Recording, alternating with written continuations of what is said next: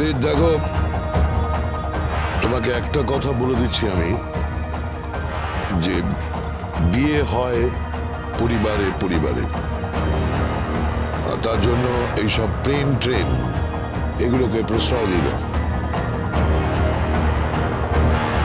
আশা করি তুমি ব্যাপারটা বুঝতে পারছো।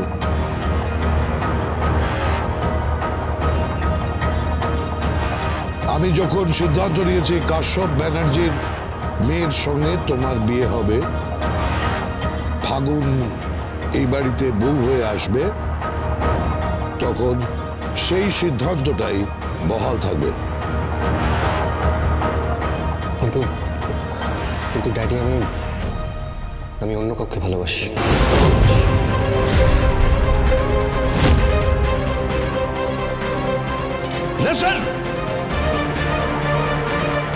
এসব ভালোবাসার কথা নির্লজ্জের মতো ড্যাডির সামনে প্রকাশ করবে না। এটাকে এই বাড়িতে অসভ্যতা, অভদ্রতা বলে মানা হয়। এই বিয়েটা আমাকে দিতেই হবে। এটা আমার রেপুটেশনের প্রশ্ন, এটা আমার গুডউইলের প্রশ্ন, আমার লাইফের প্রশ্ন। তুই যাও, বোঝাও, তুই যাও। ঠিক আছে, প্লিজ তুমি চুপ করো, তুমি প্লিজ চুপ করো, আমি দেখছি। এখন এসব কথা থাক বাবা, তুমি খাওয়া দাওয়া করো। হ্যাঁ, চুপ করো, এখন এসব কথা না, খাও। কিন্তু পাপা তো একদম ঠিক কথাই বলেছে। এখন অলরেডি বিয়ের সবকিছু ঠিকঠাক হয়ে গেছে, কার্ড ফার্ড ছাপা হয়ে গেছে, আর এই মুহূর্তে যদি দাভাই এসব করে ও বেঁকে বসে, তাহলে তো। হ্যাঁ, সেটা যেরকম সত্যি তেমন এটাও তো ঠিক না যে এটা দাভাইয়ের লাইফের প্রশ্ন। দাভাই যাকে ভালোবাসে না তাকে কেন বিয়ে করবে ও? দাভাই তো অন্য কাউকে ভালোবাসে।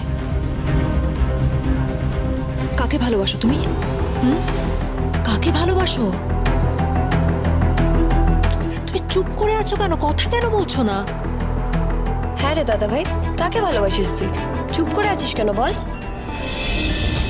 तू अगर मेरी ये हवाएं तेरी, तू अगर मेरी सारी राहें तेरी, तू अगर मेरी मैं हूँ तेरा।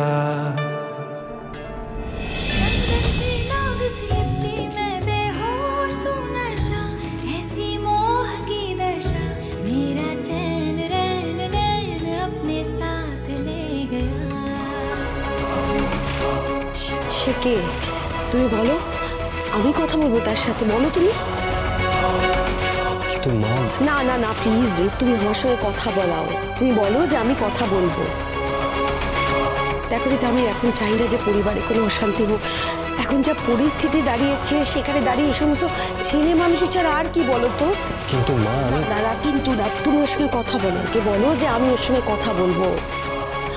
প্লিজ রিত, কথা বলাও আমাকে ওর সাথে। নাম কি মেয়েটার?